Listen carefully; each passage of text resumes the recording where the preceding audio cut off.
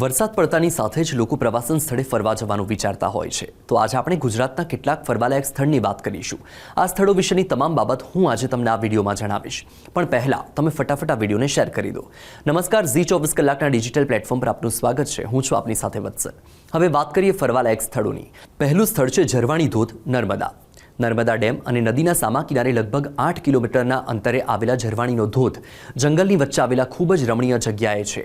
સાતપુડાની પર્વતમાળામાં આવેલી જગ્યા ચોમાસામાં અદ્ભુત લાગે છે.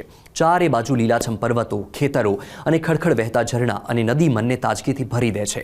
ઝરવાણી ધોધ ભલે ઊંચાઈમાં નાનો છે, પણ તેને જોવા માટે ગોઠણ ડૂબ નદીના પાણીમાં ચાલીને જવું પડે છે, જે એક સાહસ સાથે રોમાંચની લાગણી પણ આપે છે. Statue of unity, Narmada. ભારતના પ્રધાનમંત્રી નરેન્દ્ર મોદીએ સાલ 2018માં દુનિયાની સૌથી મોટી સરદાર પટેલની પ્રતિમાનું ઉદ્ઘાટન કરીને દેશને સ્ટેચ્યુ ઓફ યુનિટીની ભેટ આપી. આજે સરદાર પટેલની 182 મીટર ઊંચી પ્રતિમા ગુજરાત રાજ્ય અને ભારત દેશમાં સેન્ટર ઓફ એટ્રેક્શન બની છે. અહીં હજારોની સંખ્યામાં લોકો આવે છે, જેમાં ભારતના ખૂણે ખૂણેથી આવેલા લોકો નર્મદા જિલ્લાના કેવડિયા ગામની મુલાકાત લે છે. આ પ્રતિમા સરદાર સરોવર ડેમથી 3.5 કિલોમીટરના અંતરે છે. સ્ટેચ્યુ ઓફ યુનિટી પરથી સરદાર સરોવર ડેમ, સાતપુડા તેમજ વિંધ્ય પર્વતની હારમાળા પણ જોઈ શકાય છે. સ્ટેચ્યુ ઓફ યુનિટીની સાથે laser show, light show, flower valley, નૌકા વિહાર, cactus garden, butterfly garden, Ekta nursery, jungle safari, Ekta mall સહિત જોવાલાયક સ્થળો છે. નળ સરોવર, અમદાવાદ. અમદાવાદના સાણંદ નજીક અંદાજે 70 કિલોમીટરના અંતરે આવેલું છે નળ સરોવર. નળ સરોવર એક પક્ષી અભયારણ્ય છે, જે 120.82 ચોરસ કિલોમીટરના વિશાળ ક્ષેત્રમાં ફેલાયેલું છે, જે 4 થી 5 ફૂટ ઊંડા છીછરા પાણીથી ભરેલું છે. નળ સરોવરમાં એક શાંત માર્શલેન્ડ છે, જેમાં 36 નાના ટાપુ આવેલા છે. નળ સરોવરને ગુજરાતનું સૌથી મોટું પક્ષી અભયારણ્ય પણ કહેવામાં આવે છે. 200થી વધુ પ્રકારના પક્ષીઓ મુખ્યત્વે આ તળાવમાં વસે છે, અને અહીં સાઇબેરિયાથી પક્ષીઓ પણ આવે છે. પક્ષી પ્રેમીઓ માટે નળ સરોવર સ્વર્ગ સમાન છે.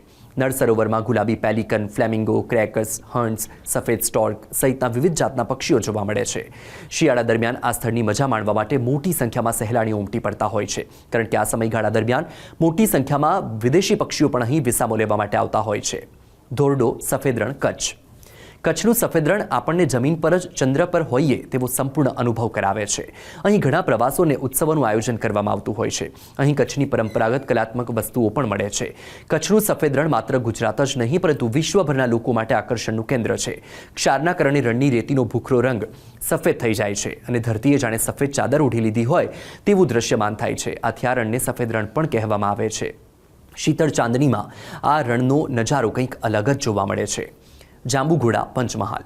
ગુજરાત રાજ્યના પંચમહાલ જિલ્લાના જાંબુઘોડા તાલુકામાં આવેલું જાંબુઘોડા અભયારણ્ય ચાંપાનેરથી આશરે 20 કિલોમીટર અને વડોદરાથી આશરે 90 કિલોમીટરના અંતરે આવેલું છે.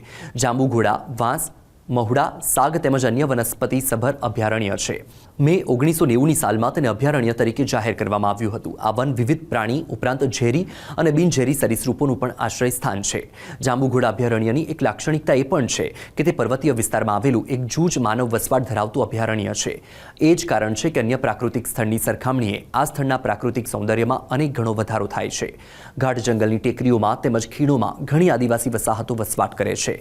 આ અભયારણ્યમાં જંગલોમાં ફરવા માટે ઘણા સ્થળો છે. અહીં દૂર દૂરથી લોકો ખાસ ટ્રેકિંગની મજા માણવા માટે આવતા હોય છે.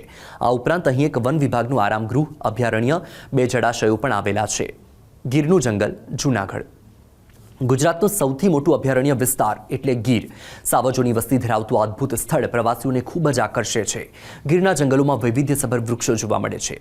વ્યસ્ત જીવનમાંથી સમય કાઢીને લોકો પ્રકૃતિનું સાનિધ્ય માણે છે. ગીરનું જંગલ વરસાદ અને ઠંડીની ઋતુમાં 16 એકડાએ ખીલી ઉઠે છે. એશિયામાં માત્ર ગીર અભયારણ્યમાં જ ખુલ્લામાં સિંહો જોવા મળે છે. દેશ વિદેશથી લોકો ગીરમાં સિંહ જોવા માટે આવે છે. ગીરનું જંગલ પ્રાકૃતિક સાથે ઐતિહાસિક મહત્વ પણ ધરાવે છે. માનસિક શાંતિ માટે અને પ્રકૃતિની ખોજમાં ખોવાઈ જવા માટે ગુજરાતમાં ગીરનું જંગલ સર્વશ્રેષ્ઠ વિકલ્પ છે. ગીરના જંગલની આસપાસ અનેક રિસોર્ટ પણ આવેલા છે. ઉપરાંત તમે ઉના, વિસાવદરમાં પણ રોકાઈ શકો છો. ગીરના એક છેડાધારીમાં પણ રોકાવાની સુવિધા છે. દ્વારકા. ભગવાન શ્રી કૃષ્ણની નગરી એટલે કે દ્વારકા પ્રવાસન સ્થળ. પ્રવાસન સ્થળોમાં લોકો માટે દ્વારકા પહેલી પસંદ છે. દ્વારકામાં જગત મંદિર, ગોમતી ઘાટ, નાગેશ્વર, શિવરાજપુર બીચ જોવાલાયક સ્થળો છે. અહીંનું જગત મંદિરમાં ભક્તો વિશેષ સંરચના પ્રમાણે સ્વર્ગ દ્વારેથી પ્રવેશ કરે છે અને મોક્ષ દ્વારેથી મંદિરની બહાર નીકળે છે. દ્વારકાથી 30 કિલોમીટર નજીક બેટ દ્વારકા આવેલું છે. વૈષ્ણવ સંપ્રદાય માટે દ્વારકા ખૂબ જ મહત્વનું સ્થાન છે. દ્વારકાથી ફેરી બોટમાં બેસીને જળમાર્ગે બેટ દ્વારકા જઈ શકાય છે. મહાપ્રભુજીની બેઠક તથા શ્રી કૃષ્ણ ભગવાનની પટરાણીઓના મંદિરો પણ આવેલા છે. દ્વારકામાં આદ્ય શંકરાચાર્યએ શારદા પીઠની સ્થાપના કરી અને પોતાના શિષ્ય સુરેશ્વરાચાર્યને પીઠાધીશ્વર સ્વરૂપે અધિષ્ઠિત કર્યા છે. દીવ. આમ તો દીવ કેન્દ્રશાસિત પ્રદેશ છે. સરકારી રીતે ગુજરાતમાં ગણવામાં નથી આવતું, પણ ભૌગોલિક રીતે તે ગુજરાત સાથે જોડાયેલું છે. દીવની ફરતે દરિયો છે. દીવમાં નાગવા બીચ સહેલાણીઓ માટે આકર્ષણનું કેન્દ્ર છે. ઉપરાંત દીવનું આહલાદક વાતાવરણ પણ મનને ખુશ કરી દે તેવું છે. દીવમાં ઘોઘલા અને જલંધર બીચ પણ ફરવાલાયક સ્થળ છે. ઉપરાંત અહીંની નાયડા કેવ્સ પણ શાનદાર છે. દીવના દરિયા કિનારે બીચ સ્પોટ પણ લોકોને આકર્ષે છે. દીવમાં અનેક હોટેલો આવેલી છે. દીવથી સોમનાથ જવા ઈચ્છતા લોકોએ માત્ર 90 કિલોમીટરનું અંતર કાપવું પડશે. સાપુતારા, ડાંગ. ગુજરાત અને મહારાષ્ટ્રની બોર્ડર પર આવેલું આ એક રમણીય સ્થળ છે. ડાંગના આહવા તાલુકામાં સહ્યાદ્રીની પર્વતમાળાઓમાં આવેલા સાપુતારાની ભવ્ય પહાડીઓ આહલાદક છે. વર્ષ દરમિયાન સાપુતારામાં તાપમાનનો પારો કદી 30 ડિગ્રીથી ઉપર નથી જતો. અહીંના સ્થાનિક લોકો આદિવાસીઓ છે, જે સરકારની વિનંતીથી સાપુતારાનું વંશ પરંપરાગત રહેઠાણ ખાલી કરીને નવાનગર ખાતે રહેવા માટે ગયા છે. સાપુતારામાં આદિવાસી મ્યુઝિયમ પણ જોવાલાયક છે. ઉપરાંત અહીં પહાડીઓ પરથી સનસેટ અને સનરાઈઝ પોઈન્ટનો લાહવો પણ માણી શકાય છે. સાપુતારાથી થોડે દૂર ગુજરાતનો નાયગ્રા કહેવાતું ગીરાધોધ પણ મોટું આકર્ષણનું કેન્દ્ર છે. સાપુતારામાં રોકાવા માટે અનેક હોટેલો અને ગેસ્ટ હાઉસની સુવિધા ઉપલબ્ધ છે.